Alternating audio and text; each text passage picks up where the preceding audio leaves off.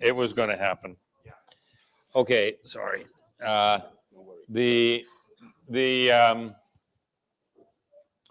So I made a movie of him. This is the way we do it. We want to get the customer to open up and tell us their situation. They'll come. And I won't grind it in. All right. Okay. So we're probing. We're getting them to tell us their headache, their pain. Okay? And we don't need to pretend to be geniuses. We can just dig in and let them feel in control as they explain their situation. Now, we are geniuses. We're all geniuses, right? But tell me how that works, okay? So this guy, some of you may have seen that terrible movie, The Wolf of Wall Street. How many of you saw that? Okay.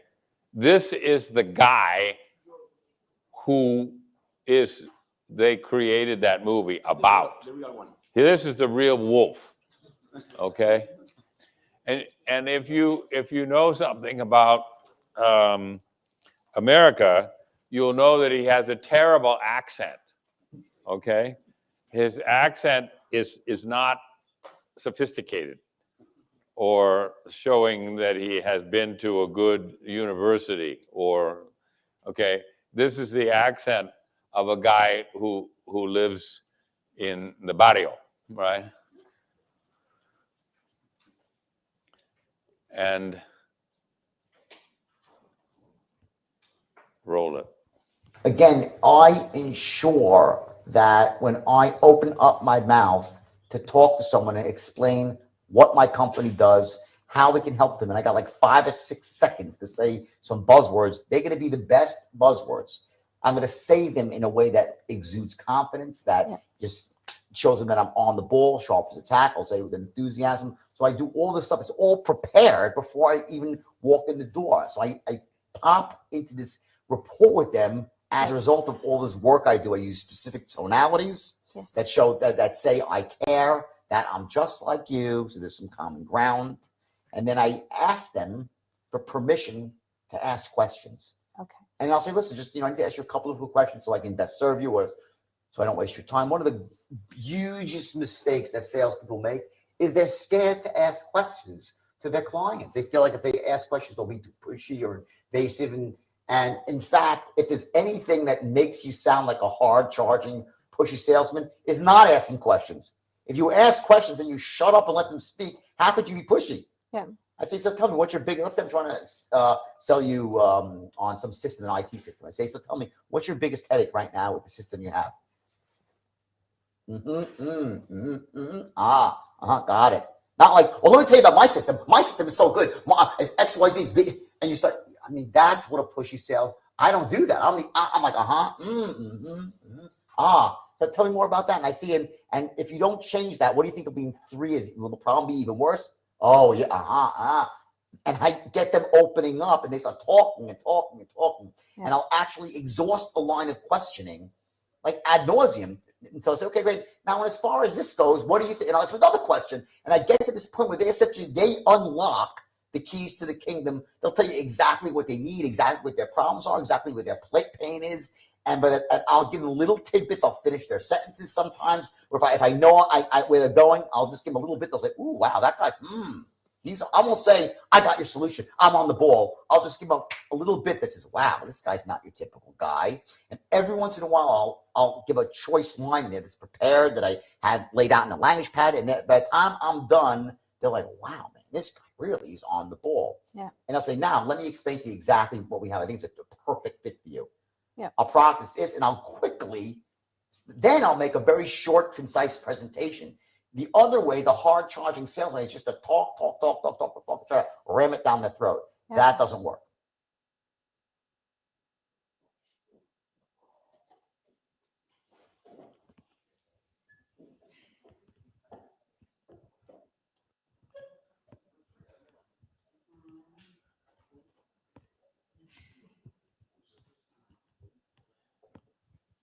So can we make the customer believe that we're intelligent if we only ask questions? How would we prepare the questions? What questions would we ask the customer? Would we check and verify the questions in advance by talking with our spies, our friends inside? Would it be a good idea to prepare the questions internally and have a role playing, right? Because then if we know the questions that we want answered, would it be a good idea to do research online and maybe the simple questions could be answered? Now, look around. Everyone in the room is leaning forward right now. Have you noticed? Why? Why is everybody leaning forward? Because I have only asked you questions since the movie.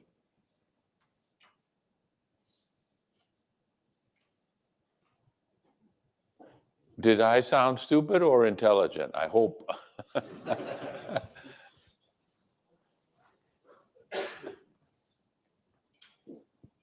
Is it easy or hard to prepare questions? Hard. For me, it's like the scientific method. You have an hypothesis, and the questions is that you use to check that you were in the right way. Yeah. It's the scientific method. Are they going to respect you for using the scientific method? I think so.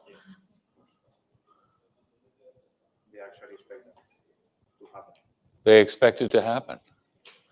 So we're talking about a process where first we decide what we want to learn.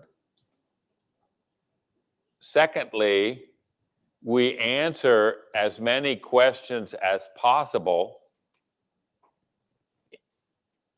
through our own research so that the questions we ask the customer are the most sophisticated questions. Because what is the definition of a stupid question that you can ask a customer? The definition of a stupid question that you can ask a customer. The definition of a stupid question. Those that doesn't get value to your objective. Those that don't give a value to your objective. Stupid question. Definition of a stupid question.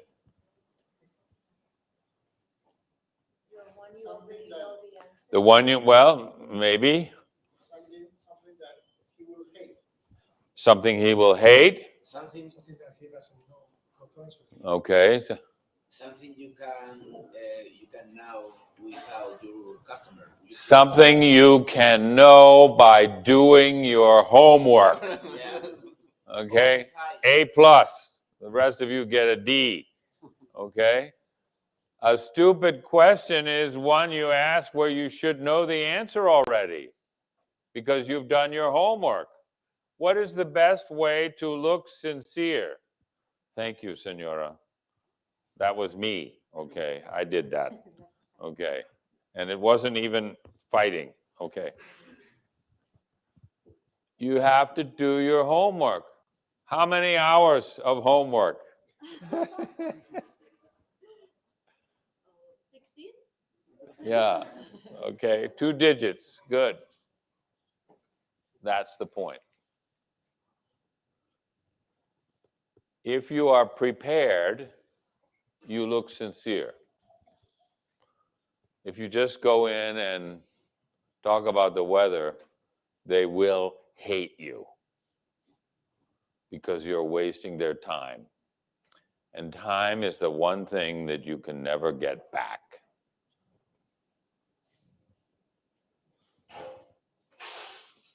Okay? Preparation and questions. And go ahead and show. Go ahead and show the organization chart. Is this the way things work around here? Like he said, tell me. It's no problem to do that, especially if you have done your homework and you don't ask stupid questions. If you ask stupid questions, they're going to throw you out. This meeting is over. Good. Good.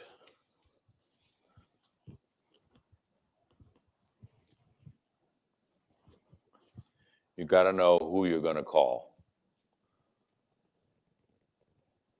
You got to know the organization. You got to know what questions you're going to ask. And some of you are going to say, how are we going to find out how much they can sign for? You don't want to ask somebody, oh, what's your signature authority? Right? There are other ways to do it. Well, how do things work around here?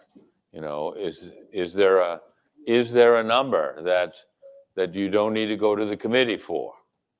Can you sign for that? Well, Juan Carlos and I together can sign for that. Okay, when should we talk with Juan Carlos? When's the right time? Not now, we're not ready. Well, okay, of course, but when? How would you like to do that?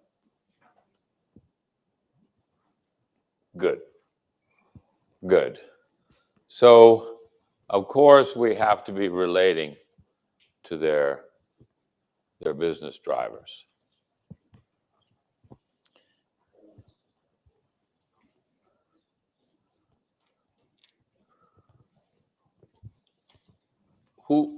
What is your vertical market, did you decide?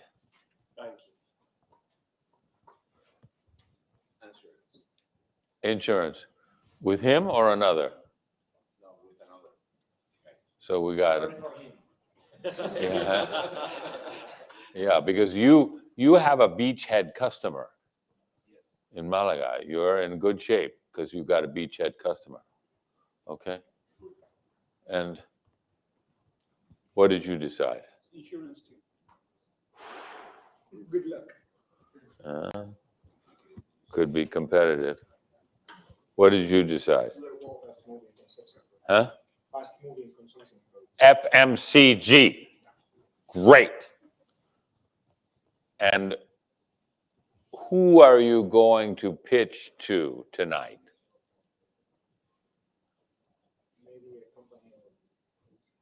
Maybe a company of fast moving. Yeah. Like who? You need to know the name of the company, the name of the person, what is their position, okay? Are they in headquarters? Are they a country manager? Their name, their KPIs, who is their boss, who works for them, blood type, name of mother-in-law, shoe size, and what do they eat for breakfast? And what do they really care about? Because when you're pitching, you're going to say to the judge, like maybe, well, we have some great judges. You and your team are going to say to the judge, you are Ana Velázquez, and you are the CMO of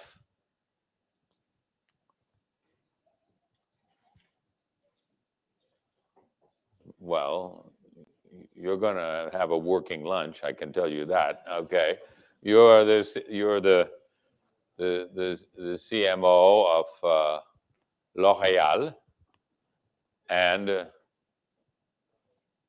you are trying to maintain the image and the pricing, the quality image of L'Oréal in the face of competitors who are coming in under you. Where do you live?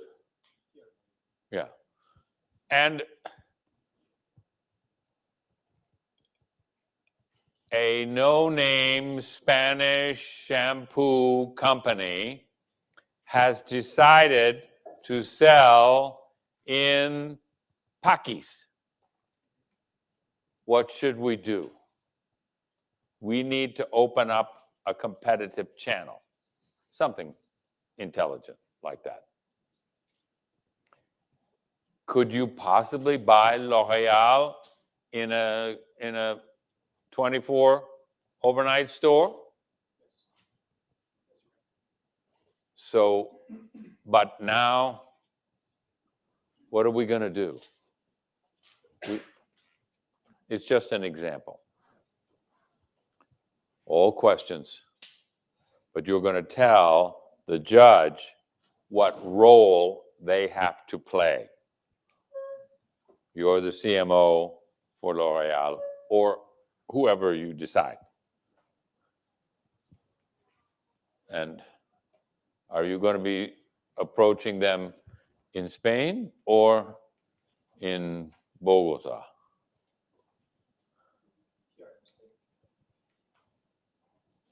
Okay. And does it matter that it's a French company? Very French. Yes. Yeah. But it is leading by a PNG person. Yeah, not Spain. Hmm?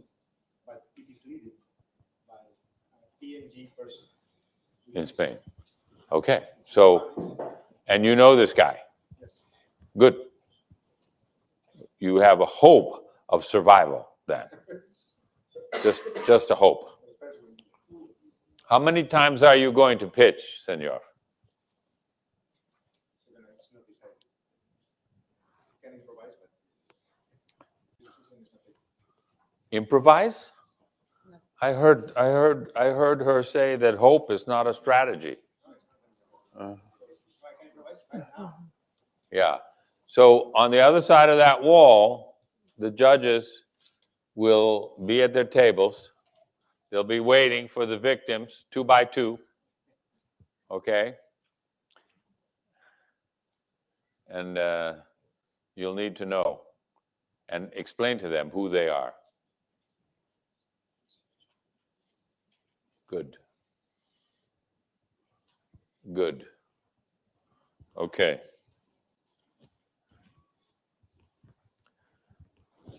As you build the relationship with the account, you want to know what their budget for the evaluation is, because probably it will be a manager level or department manager level person who will approve the evaluation. And probably the department manager will go to the business unit manager and say, we're just going to do a test. It's no big deal. We're just going to check it out. I wanted you to know it's within my budget authority. It's a good company. Here's a 1-page summary, but you don't need to do anything. If it's a big success, I'm going to come back to you. Keep expectations low. You don't want to have to go to the big guy. Have a budget which the department manager can sign for. Does all this make sense?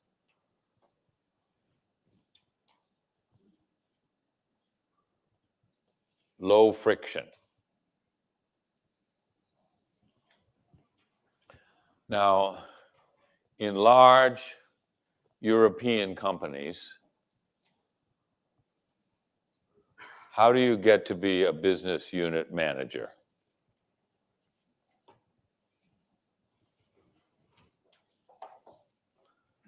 You join the company right out of university and you don't die.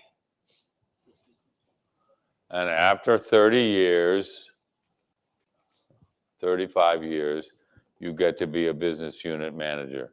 What is the business unit manager's attitude towards risk? Very averse. Huh? Very risk averse. Well, the guy has one foot in retirement and the other foot on a banana peel. He doesn't want to rock the boat.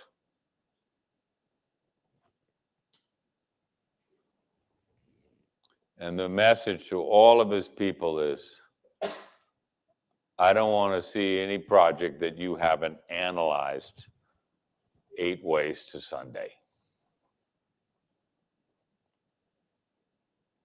Sorry, I have no idea how to translate that in Spanish, but I'm sure you know. Okay. So you're helping the guy who works for him to reduce the risk through an evaluation. And what's the key to a successful evaluation?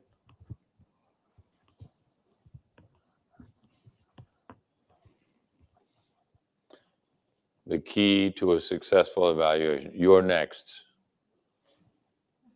Successful evaluation. We said this morning, a successful evaluation has clearly defined criteria for success. And they are written down. The evaluation criteria are written down. And are they business or technical? Business. Business. Written by 2 business people. You and the business guy. The technical people are not even in the room. They've already done their job. They checked the box and said, it'll work in our company. There's no laws of physics have been violated. Good. The reason you're able to get to the point of agreeing upon criteria for evaluation is that you know their domain as well as they do. And if you don't know the domain, you get a local customer like Malaga, and you get them to teach you the business, where the risk for us is low and the payoff for them is high. That's the definition of a beachhead customer. And they're willing to work with you. They're a challenger, not a defender. They're an innovator, not a defender. And they'll work with you and they'll teach you the business because you can help them.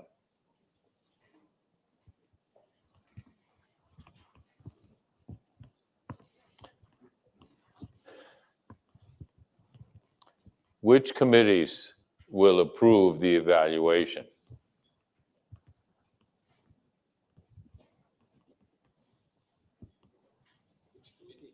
Yeah, there's probably some committee that has to approve the evaluation. Which one? Usually a business, Huh? business unit committee. Yeah, we need to ask or find out. Yeah, we don't know. But we know this, we know there's a committee. We don't know who, when they meet, we don't know. Maybe they meet every Monday morning around a table in the boss's office and there's coffee and like, this is what we got to do this week, and right? Do you have a Monday morning meeting? Almost every major corporation on the planet has a Monday morning meeting.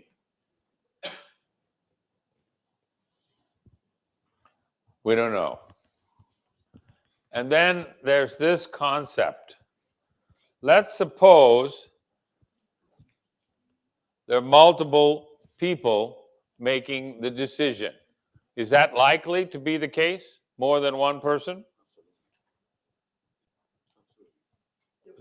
So we call it a decision-making unit or the jury. Okay? What is the perspective of this guy, the CIO? What's his perspective? Huh? Technical, and he wants to be sure that it won't destroy the payroll system. He wants to be sure that it will work in your environment. He wants to, and he can make his evaluation. Yeah, oh, they're using Unix open source, 3.2. Fine, I can't complain. And that's when he says I can't complain, that means he's wildly enthusiastic, right? Right. And then there's also legal and purchasing guys. They have something to say. But the decision is driven by the guy with the business unit need and the business pain. And he or she is the top decision maker. And that's whom you're texting on the weekend. But each of these guys have a different perspective. But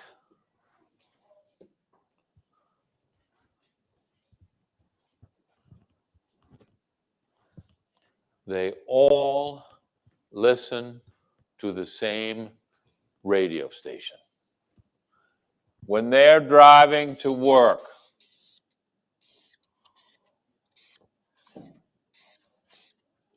they're all listening to this radio station.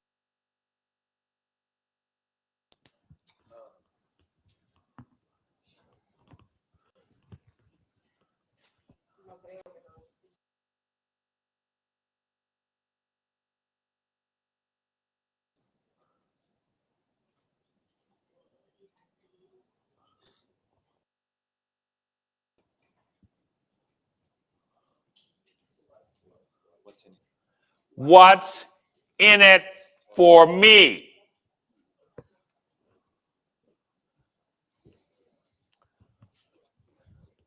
So what the guy, you got it finally, okay, right? What's in it for me? They want to know what's in it for me, and the finance guy has his perspective, and legal has theirs, and the software guys, and the CIO, and the business unit manager. They all have their perspective, but they listen to the same radio station. Now, are any of you trained as radio frequency engineers? RF, do we have any RF engineers here? Okay. I'm a telecom engineer. I did not do radio frequency, but okay, well, but help me here, okay? These guys are listening on a certain frequency. And the finance guy has his frequency, and the CIO has her frequency, right? If you're broadcasting on a different frequency, can they hear you? You see, that's all you need to know about RF engineering, okay? You need to send a signal on a frequency that they care about, that they're listening to. Otherwise, they don't know who you are and they don't like you.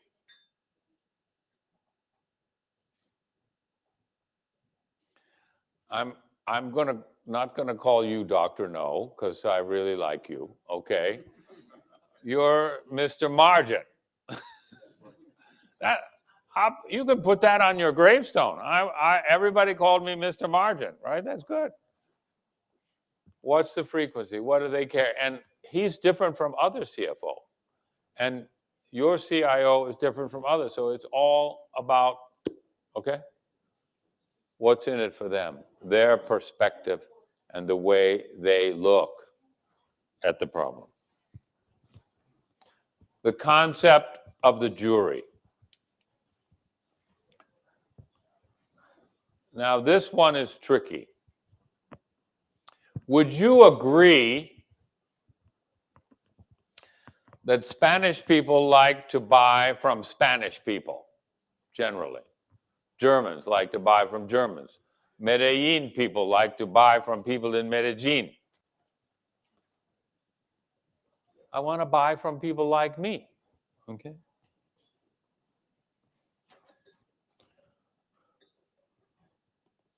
What if we don't have somebody like that? What's the next best thing?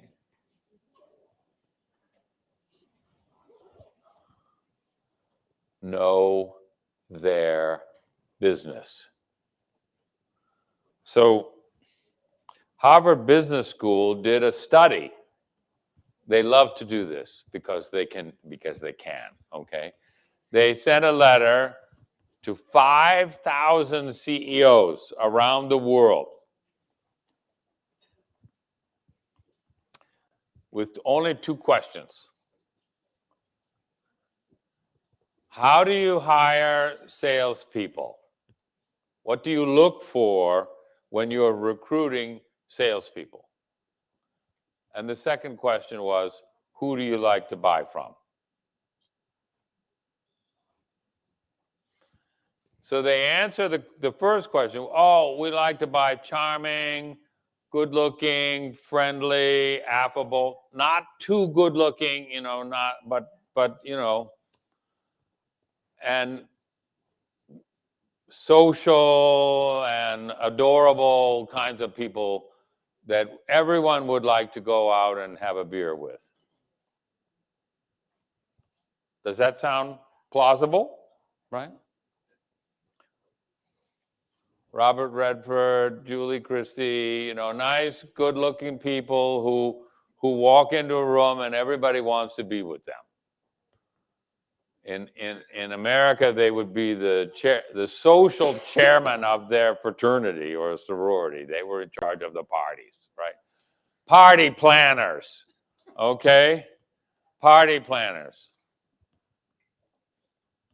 The second question was, who do you like to buy from? And they said, we don't care whether they're friendly or good looking, as long as they have minimum hygiene, right? We want people who understand our business.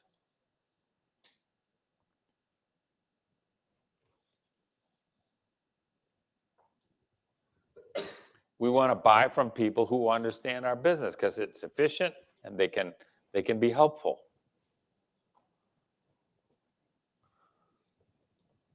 Now, what about culture? Oh, yeah, they have to speak perfect Castilian,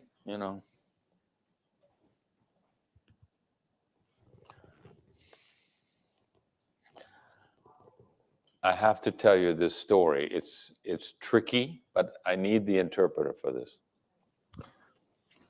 In the late 1980s, okay, except for you, Senor Grande, most of the rest of the guys were still part of their parents' business plan, right? But you and I were here in the 80s, right? Were you selling in the 80s? Yeah. Yeah. So in the 80s, I was in charge of Japan for an engineering software company. And we were selling to the chemical industry. You think insurance is boring and conservative? Take the chemical industry, okay? And we were selling to plant managers, people running plants all over Japan. And we were growing, we were crushing the competition, and we needed more high-quality technical people to help us and make our customers successful. Okay, sound right? So I went to a bunch of our customers and I said, can you help us recruit top-notch talent? You want it, you'll pay for it, but we need to find these guys. And they said, you guys are great. You're all MIT guys. You're all really smart, and the software is really complicated. Our software was about as user-friendly as a pit bull with AIDS. Okay, so it was really hard to use, and my engineering guys didn't care, right? Another problem. So there's nobody in Japan. We know this, there's no one in Japan for you to hire. But we have some advice. Now, this is in the 80s. I hope you aren't offended. I was offended, right? And you will be offended.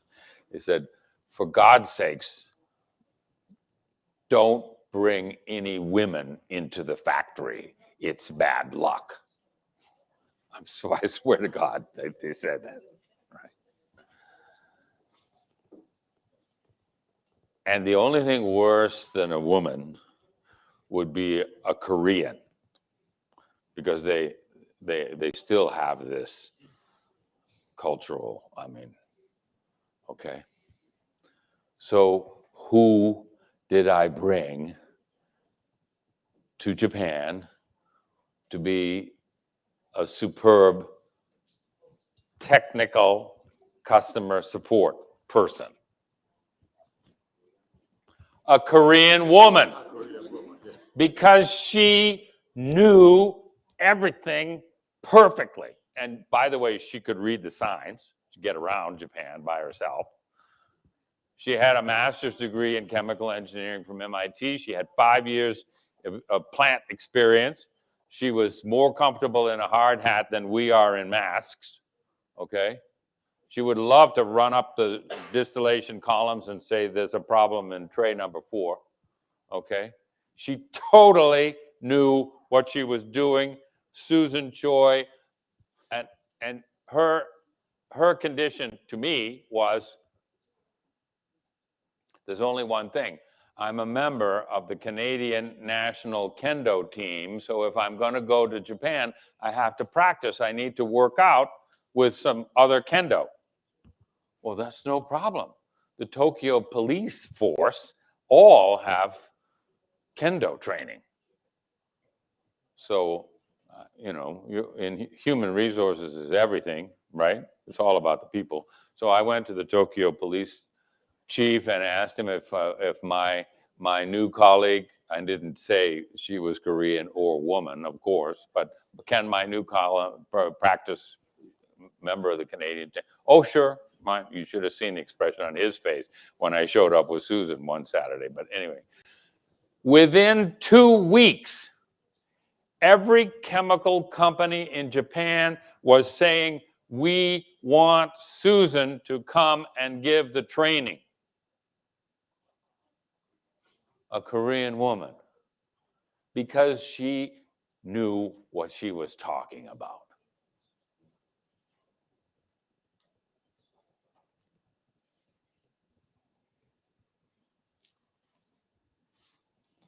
Get the best people and teach them social skills later. Get people who know the domain, who will impress the customer with their knowledge. And the rest will follow. They'll learn to like them. Recruit top-notch talent that knows the domain better than any of us. That's where we're going. Because we're going to win by knowing the customer's business better than they do. True story about Susan, right? No kidding.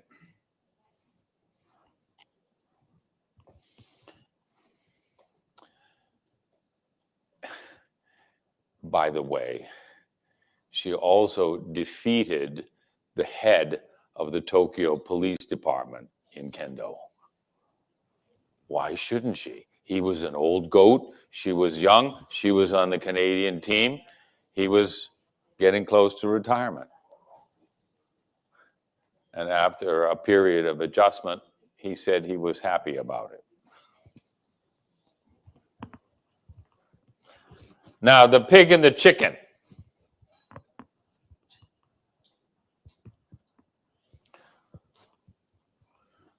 Do you know the story of the pig and the chicken?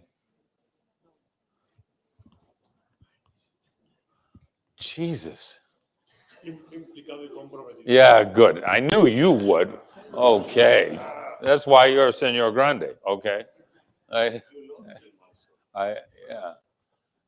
If you want to make a ham omelet, you need a pig and you need a chicken.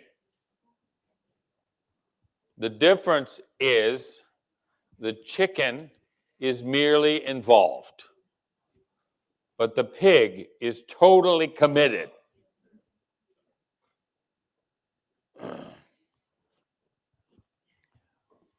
Our clients need to know that we're the pigs, not the chickens. No cure, no pay is the best way for them to believe instantly that we're totally committed to their success.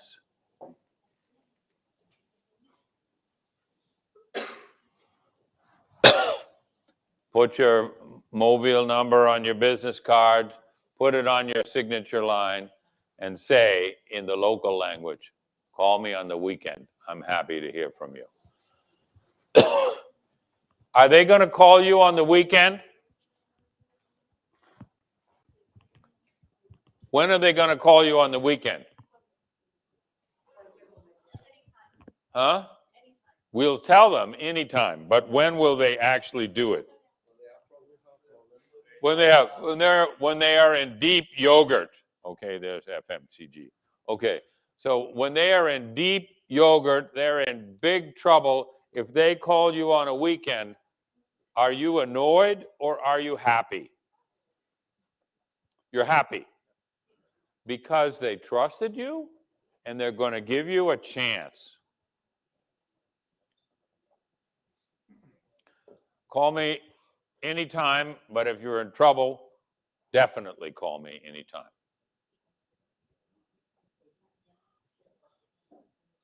I want every one of you in this room to agree now by raising your hand that if your client is in trouble, you won't say, wait till Monday. You will do it now. Raise your hand. Okay? Because if you do it on a weekend, you get a chance to prove to the customer that you care. And they will be delighted and they will tell everybody that you saved them. What happens when they call SAP on Saturday? They get a recording. Thank you for calling SAP. Theoretically, your call is important to us. However, we are not here, and we can't tell you when we're going to be back because we have so many holidays here in Germany. So they finally get through to SAP, and SAP says, well, we got to have a meeting to decide and discuss and so on, and I'll bring it up at our management meeting day after tomorrow. Well, wait a minute, we're in trouble now. Oh, yeah, we'll get back to you. If you're fast and quick and you solve the problem, loyalty, enthusiasm, shared commitment. If they're in trouble and they call you, that's a good thing.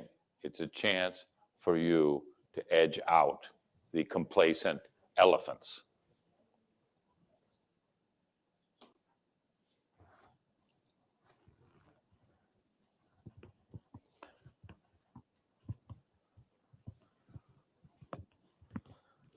get the best people. Teach them local manners later.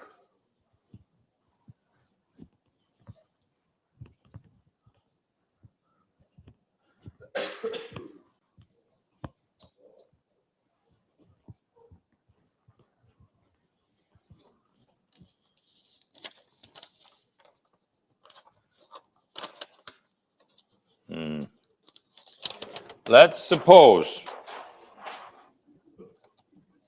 that you make your pitch, you get the meeting, and the guy says, I want you to come to our office and meet with my colleagues so we can plan the evaluation. Does that sound good?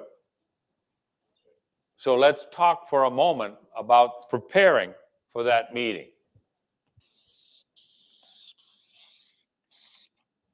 Now, I don't know.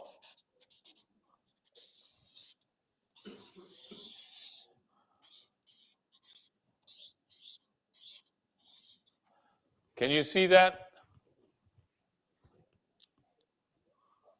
Mr. Margin, can you see it? Good.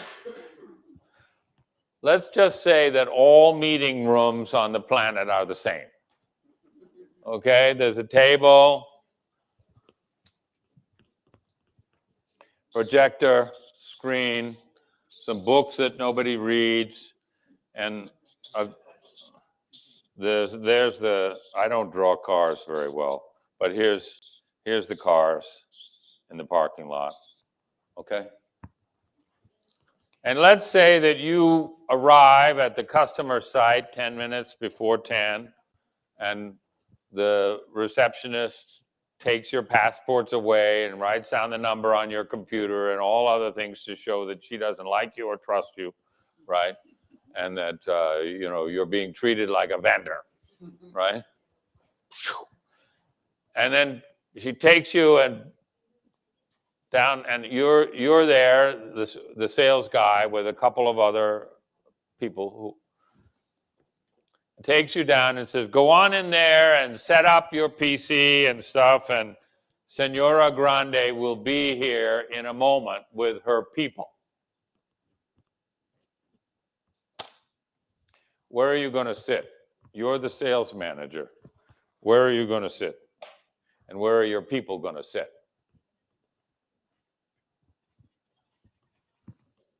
You wait for the Señor Grande.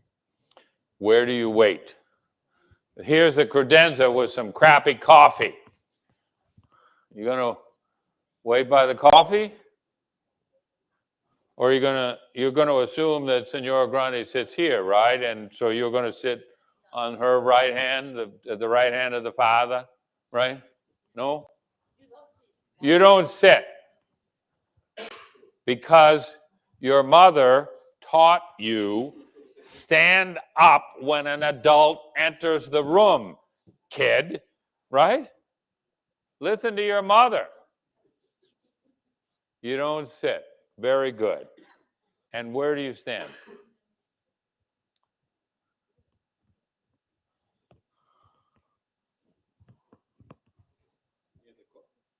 Near the coffee? That was a question, right? Good. Where are you gonna stand? Huh? Huh? In the yeah.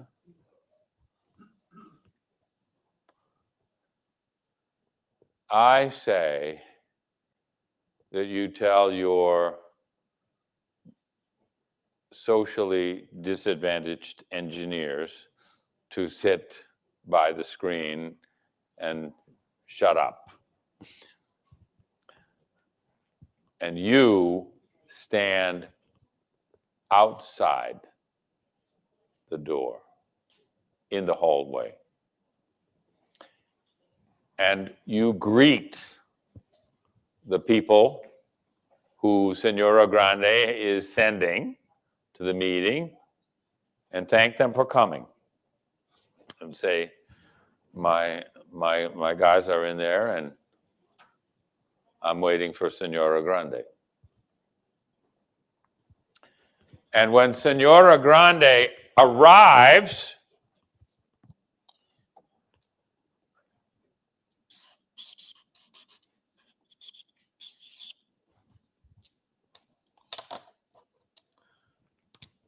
you greet her.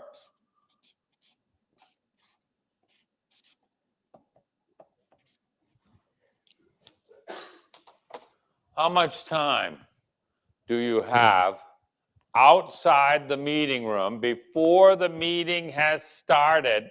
How much time do you have with Senora Grande? 20 seconds. Excuse me. Her name is Senora Grande, right? I have a parable for you. Where does a 600-pound gorilla sleep? Anywhere they want. Very good. You have as much time with Senora Grande out there as she wants. So, are you going to talk about the weather? Abso-damn-lutely not. You're going to have a script. And what's the first thing you're going to say to Senora Grande? Thank you. Very good. Your mom, did you have the same mother? No. Okay, right. So, thank you for investing time in meeting with us today. Because she had a lot of choices and she decided to see you.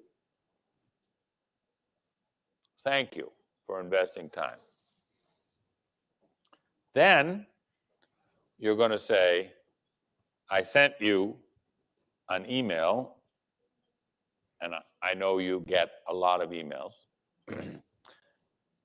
suggesting the desired outcomes of this meeting. The desired outcomes of this meeting. That's a really good phraseology. It's even better in Spanish. Of course, it's your meeting. We're here visiting you. But from our point of view, the first desired outcome of the meeting is that you believe we understand your situation. Because that's the fundamental basis for trust. If she doesn't think that you understand their business, then she's not going to trust you. And if she doesn't trust you, she's not going to do business with you. So first is we hope you believe that we understand you, your situation, your challenges. And the second desired outcome, what is the second desired outcome? Skull and crossbones.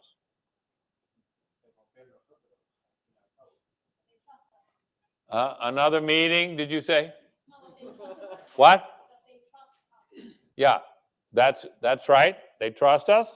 And another desired outcome of the meeting. That you decide to evaluate our solution in your environment. Very good.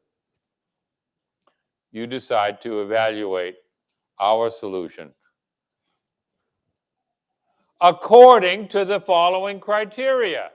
1, 2, 3. And we suggest the criteria first so that we can get started. ROI, meet KPIs, so and so, and then they fill it in.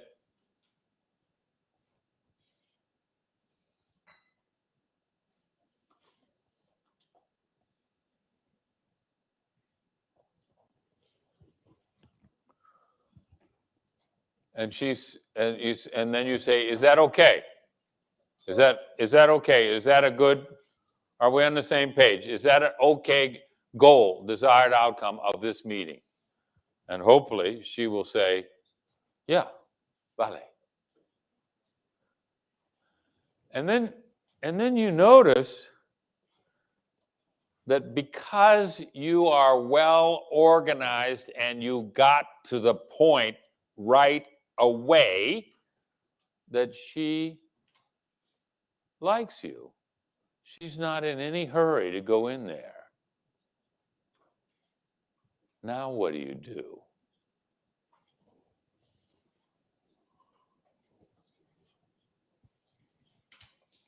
Can you briefly explain her how you can help her? Well, that's the pitch, or she.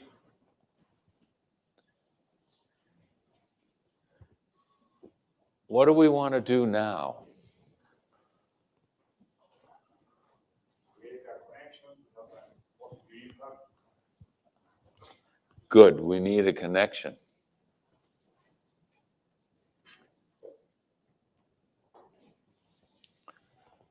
I'll give you 10 examples and you can make up your own. We had one situation in Scotland where the guy had on the bottom part of his LinkedIn profile, beekeeper. Well, you don't need to know very much about Scotland to know that that's not a great place for bees, right? So we did a little homework and we found out that he had a house in Malaga, Siberia, right? Okay. And he had a house in Malaga, and so we did a little more research and we found out that the bees in Malaga, I might have this slightly wrong, but I've never worried about facts very much. Okay. That there's orange trees and almond trees. So our hero, Jackie is her name, said, by the way, I hope after the meeting we can talk about, are your bees the ones that go for the orange trees or for the almond trees? And he completely melted because we had taken enough time to find an area of common interest.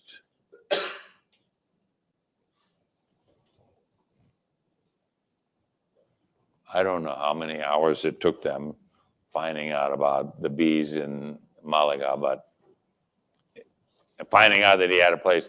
Now, you could say that that's a little bit creepy, right? You know, how did you know that I had a house in Malaga, right? So you got to do it just right, but anyway. Another one, we were trying to take technology, I know that's a dangerous word, from Barcelona to Silicon Valley. And we got a meeting with the VP of a big hardware company there. So what are VPs of hardware companies in Silicon Valley doing in their free time? Huh? That is like so wrong. What are they doing in their free time? What kind of work? Another startup, right? Do they have startups in Silicon Valley? So every one of these guys is coaching some startup team because the startup teams will come to their house on Sunday morning. And so we said, hey, I was talking to John Doerr, the famous venture capitalist, and he said, you're doing a great job helping the intergalactic nanotechnology company. Oh, did John say that? Now you've done three things. You picked an area of his interest, which is not on his LinkedIn page. You've associated yourself with with the venture community in Silicon Valley. And you showed you cared enough to compliment him about it and use a third-party reference, somebody that you know in common.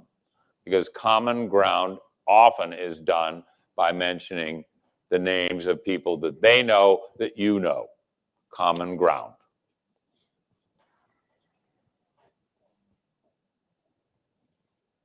And suddenly our boys and girls from Barcelona looked like they knew something rather than being a courtesy interview. Okay? 2 examples. Another one can be, okay, Dr. So-and-so, I understand that you and your wife are on the board of the Chicago Symphony and you're helping them to raise money this year. My wife and I really like symphony and we just think it's terrific that you're doing that. An honest compliment, which probably won't be on their LinkedIn page, which shows you did your homework and so on. Typically, golf isn't one of the areas of overlap. And probably you're not members of the same golf club. Probably. I don't want to burst your bubble, but you know. Yeah. Probably. Yeah. Okay. How many golf clubs do you? Yeah. Yeah. Right. Yeah. Good. Common ground, honest, sincere compliment, something. Because you're positioning yourself as their equal.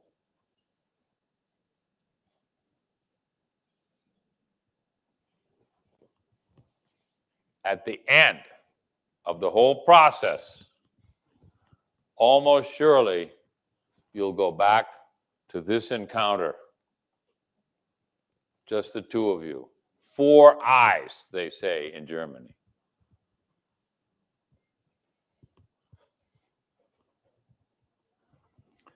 The end of the game is defined at the beginning.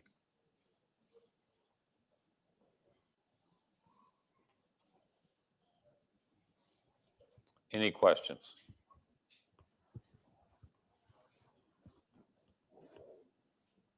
So let's suppose that you finish the meeting. What happened there? Well, then she says, okay, let's go in and get started. Huh? Well, she's might ask you some questions too. Those are good objectives. I only have half an hour, something. And then you go in and you get started, and 7 minutes later, what happens after the first 7 minutes? Huh? What happens? Her secretary comes in and says, and hands her a note. She looks at the note and says, I'm sorry, I gotta go.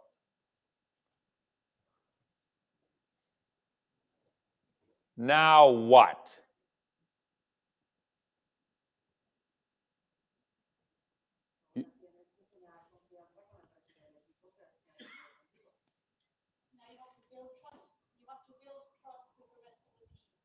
Okay.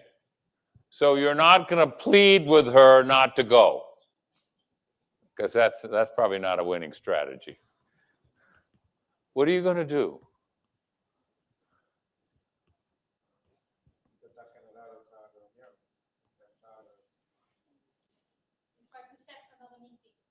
Try to set another meeting. Oh, no, I don't know. That is, I don't want to hurt your feelings, but no.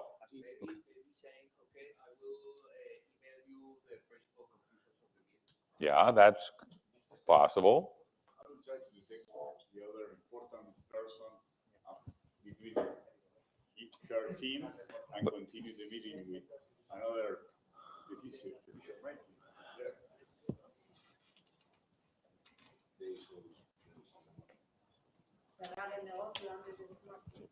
Hmm? close the deal before she leaves.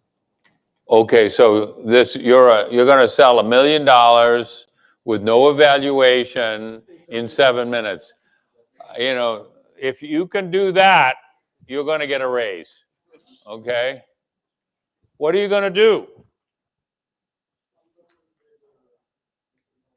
If you have arranged something with her before you get inside the meeting, Right, which you did, desired outcomes, right? now you may lead the meeting, no, without her. Or La esperas, ¿no? La esperas a que vuelva. You can wait for her to come back. yeah, that's going to be a long wait.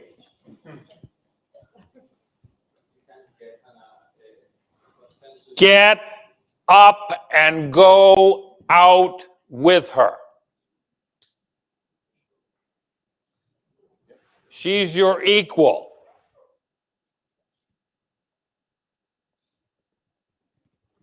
Now, how many of you have had the situation where after 7 minutes, Senora Grande gets a note and says, I'm sorry, I got to go? How many of you have had that? Okay, the rest of you have not been selling. Okay? Many times. Lot, right? Does it mean that she hates you? Does it mean that you have lost? What does it mean?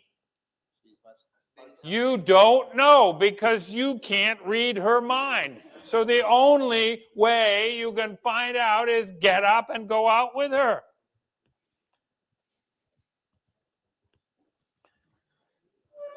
Come here. So you're going to have a quick sex change. Senora Grande, thank you.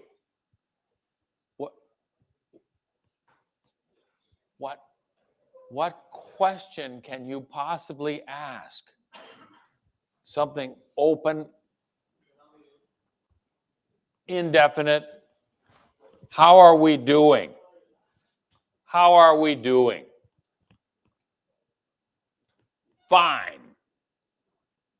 Are we on track? That's another question. Are we on track? Yes. We've agreed on the objectives of the meeting. We know the desired outcome. Okay. Then what? You get out of the room, and she starts walking down to her office, and you find that she's not exactly telling you to go away. So may I walk with you? Sure. Thank you, Senora Grande. And I've had all kinds of things happen, but my favorite one was the guy said, yeah, come on down to my office. I need to talk to you. And we sit down in his office, and he says, look, I've already decided to buy from you. You've got what we need. I've called your other customers. They're delighted.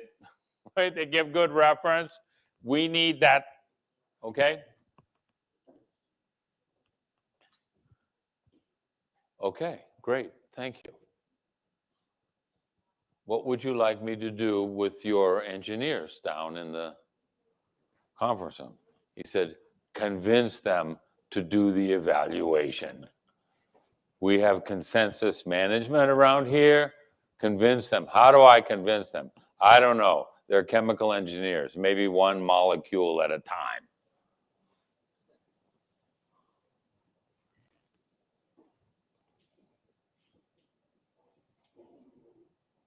Real life, real answers.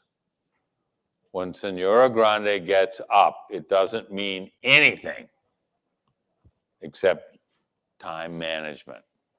By the way, those notes, I've collected those notes, about 600 of them. What's written on the little piece of paper? Half of them are blank. They say nothing, just a little yellow sticky. Right? The other half say things like, your wife is on the phone, ho, ho, ho, right? Or the one that really hurt me was, are these guys as boring as they look? I've tried never to look boring again, okay? It's just an escape hatch. Get out. You don't know what she's thinking, you have to ask. How are we doing? Are we on track?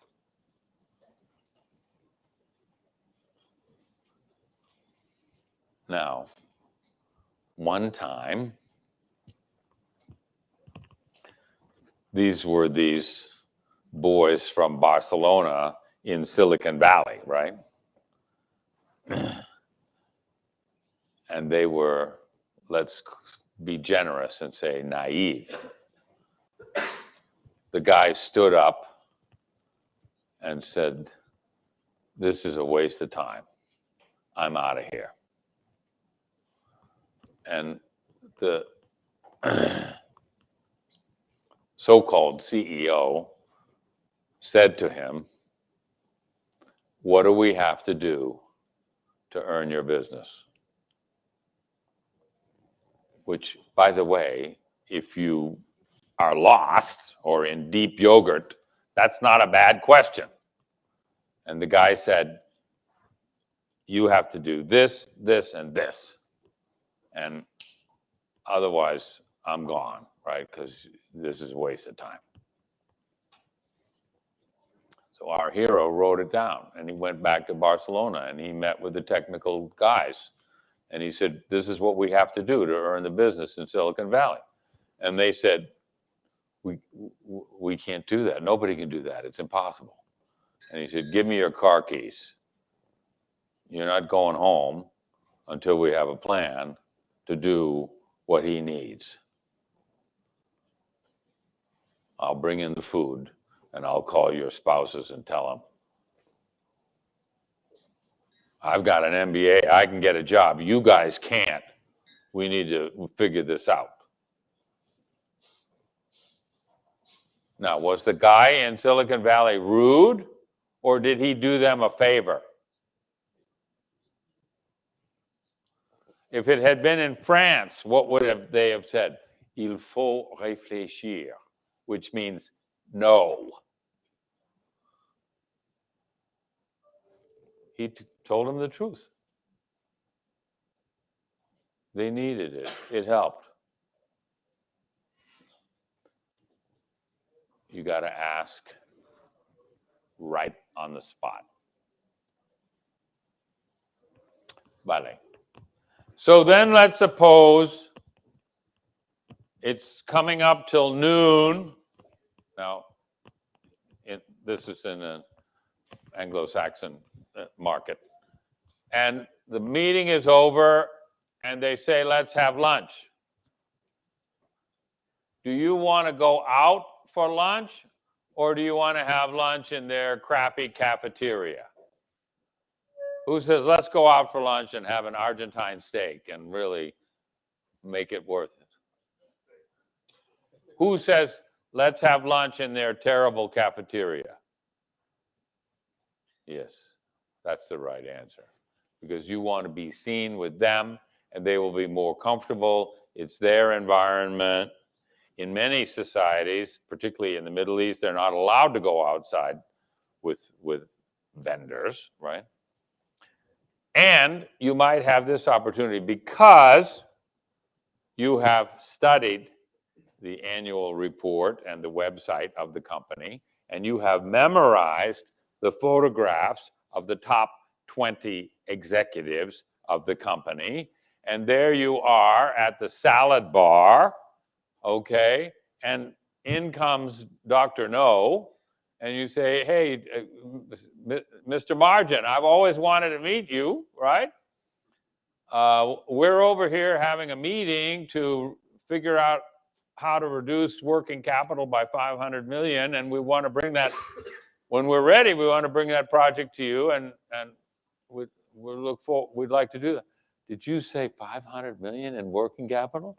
Yeah, we're working on that with Pablo, right? "Well, I've got another lunch, but can I have coffee with you guys?" That sounds pretty interesting. Now, is your sponsor happy that you saved 2 months getting the meeting with the CFO to approve the project?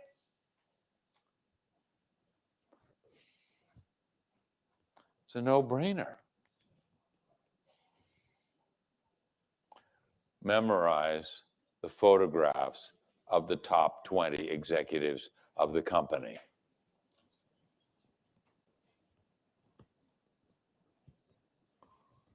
Can we do that? Yeah. How long does it take? Half an hour per executive, maybe? So what? Have lunch at the site. Now, typically, when we get to the part about the lunch, according to the schedule, it's usually time for lunch. Are we getting close to lunchtime here? What time is lunch? I think it's 1:30. 15 minutes, officially 15 minutes. 15 minutes from now. From now, which is, if you, It's 1:30 to 1:30. Okay, so this is exactly where I wanted to be because I'm now going to ask some intimidating questions. Okay. So go on. Is that okay? Yeah. Do I have your permission to ask intimidating questions? You can become personal. Okay.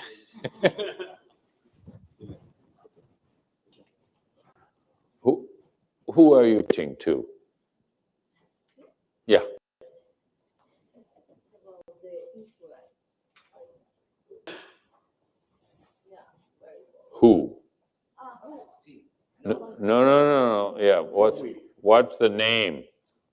The blood type, the color preference, the shoe size, what keeps them awake at night? Who? I really need to know because the judges are going to ask you, and if you don't know, you're going down in flames.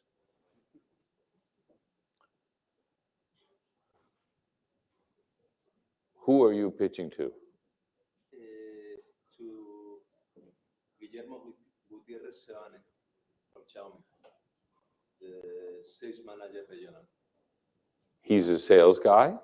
He's the sales manager regional of Xiaomi. Uh-huh. It's Guillermo. And what does Guillermo need to do to get a bonus? He have to increase sales. Increase sales. Yeah. Close. Can you be a little more specific? Yes. To whom, for what, at what price, how many units, how is it going to be measured, and what is the margin? I don't know what. You don't know yet. Yet. Well, that's what lunch is for, honey. May I call you honey? Okay, good.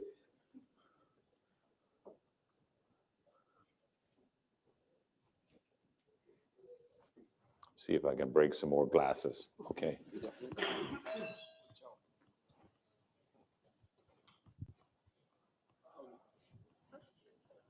Who are you going to pitch to? I got an important meeting 4 o'clock, sorry, I can't be able. You're going to blow off the pitching. Are you free tomorrow night in Barcelona? We have a pitching competition in Barcelona tomorrow night. You could come. Who are you going to pitch to? Francisco Rey Blasquez, Okay, and Mr. Blasquez, what company? BBVA. Hmm? BBVA, Okay. And what is his title? Do you call him Paco? Director comercial y de desarrollo. Sales and Development Manager. Sales and Development Manager. And do you call him Paco?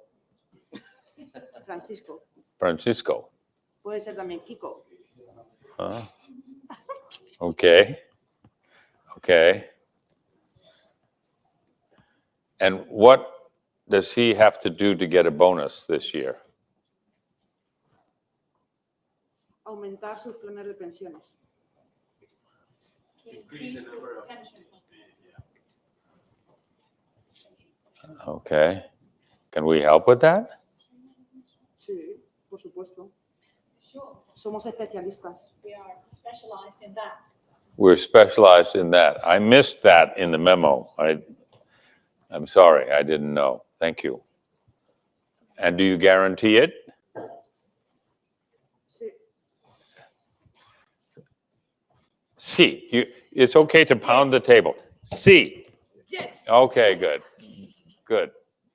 That's very nice. Thank you. Who are you going to pitch to? Yo por contestar a Antonio, se lo haría a Parker King. Hmm? Por contestar a Antonio, que se lo va a hacer a Guillermo Gutiérrez, Sí, al momento de ventas, se lo haría a Parker King, que es el country manager de Xiaomi. So he, El de in reply to Antonio, Terisu. yes, she goes up. You and Antonio are going together. Okay? And how did you select this target? Porque es la persona que decide qué compañía contrata y conoce lo que quiere y lo que busca dentro del sector español. This is the person who's going to decide who he's going to buy from, and he's very knowledgeable in the industry. And does he need to be successful in order to get a bonus?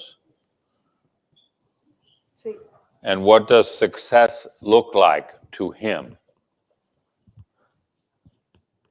alcanzar su objetivo tanto en venta como en venta de producto de alto valor. To meet his goal in terms of sale and high quality product sales. Okay, I like high quality. That sounds good. How do we measure that? En ticket medio o en unidades. Incremento, Average bill or by units? incremento de venta en el ticket medio Increasing sales for the average ticket, Average ticket size? y en unidades en volumen. and for units, that would be by volume. So your pitch is going to say, we can enable you to increase the average ticket size. Is that so? Yes.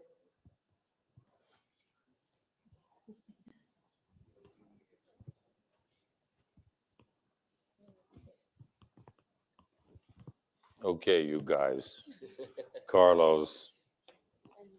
Yeah. We choose the same industry. We choose BBVA, Which is? BBVA, Yeah. but we are more ambitious. We choose. I hope so. We chose the global sales manager, Pablo Lorente. Located here. He's in Madrid. He's in Mm.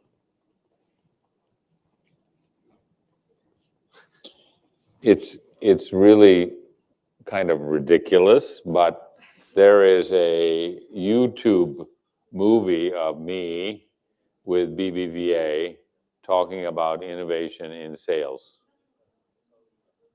I don't know, it's 15 years old, but it's probably out there.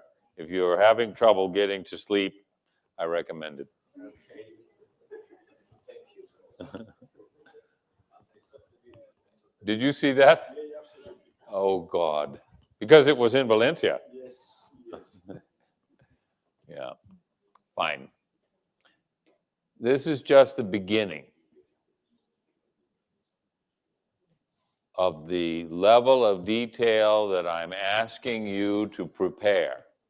I want to see you guys at lunchtime digging into not only your target, your ambitious global sales guy from BBVA, that's good, but also the people around them, who they report to.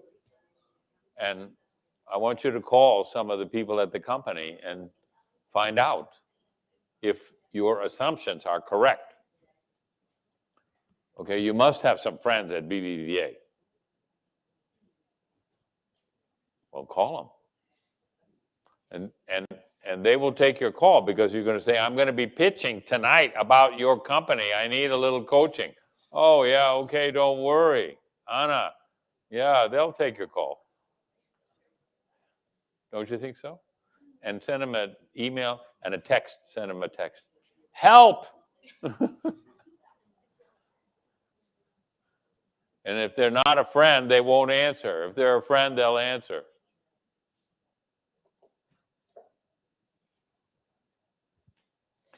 I have a recommendation. How hard is it, Juan Pablo, to open up the back there so that they can see the theater of operation? I'm just thinking.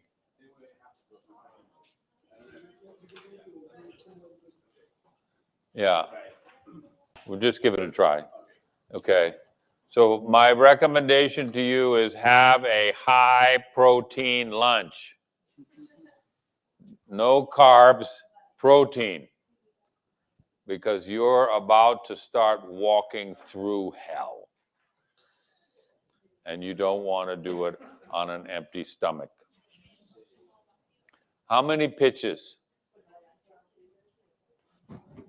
How many pitches are you going to do? We'll do 3 or 4. Uh-huh. The quality of pitches that we need to get done. Yes. Well, I'll let you in on a secret. It's a 2-digit number. It's at least 18. And what I thought. Well, it's possible. I know one judge isn't coming, but I know another judge that I recruited today.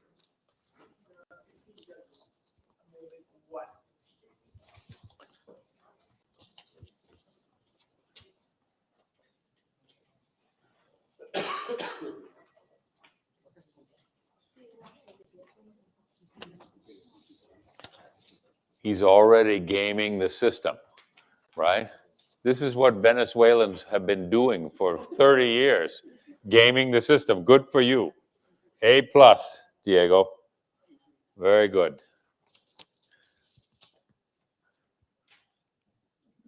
What you will find is some teams will do 12. Other teams will do 8, and those teams will say, the judges weren't available. So let me see. If some teams can do 12 or 14 and others only do 8, do you think it's because the judges weren't available, or is it another reason? You didn't try hard enough.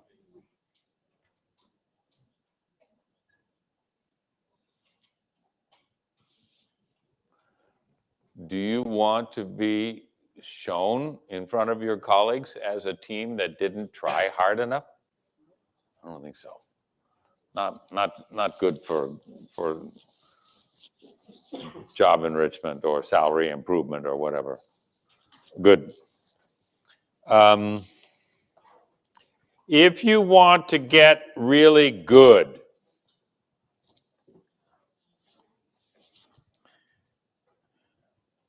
pitch to my wife, Laura. You will get a very low score. She's tough, but she really knows what she's doing. If you want to have an even worse time, pitch to me. They are? They can now? Good. Great. So the theater of operation. Of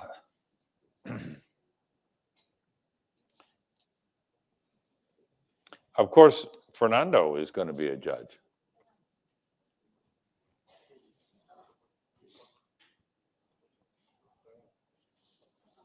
And Francisco Soler, Mr. Margin, is going to be a judge. Is that right? Yeah, good. Yeah. Another one. Okay, good. So there will be cava and jamon and almonds and hors d'oeuvres like last night, right? Do you think it's a good idea to get a drink for the judge? If you're waiting in line to pitch to this guy, you want to bring some more red wine for them? Grades go up as judge alcohol goes up, you know. We're hosts. These guys have come a long way. We're lucky that they're willing to spend their time with us to coach you. So they're doing you a favor. It's not, we're not doing them a favor. I mean, Esther's coming all the way from Andorra just for the pitching. So be sure to thank them and bring them something to eat and drink. I don't want to see any judge with an empty glass.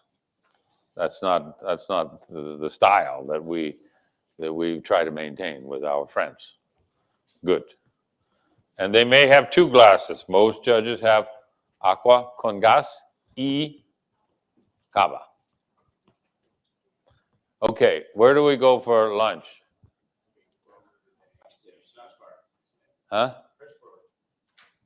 Not the lobby, but the first floor. No, the lobby. Lobby floor. Lobby floor. And then in there. And one more thing.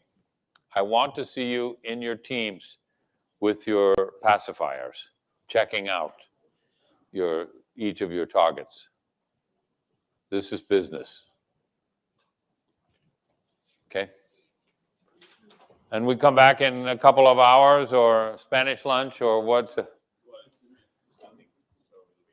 So Hmm? I think it's, we have, it'll be 1 hour. What time do you want to be back? Yeah. It was supposed to be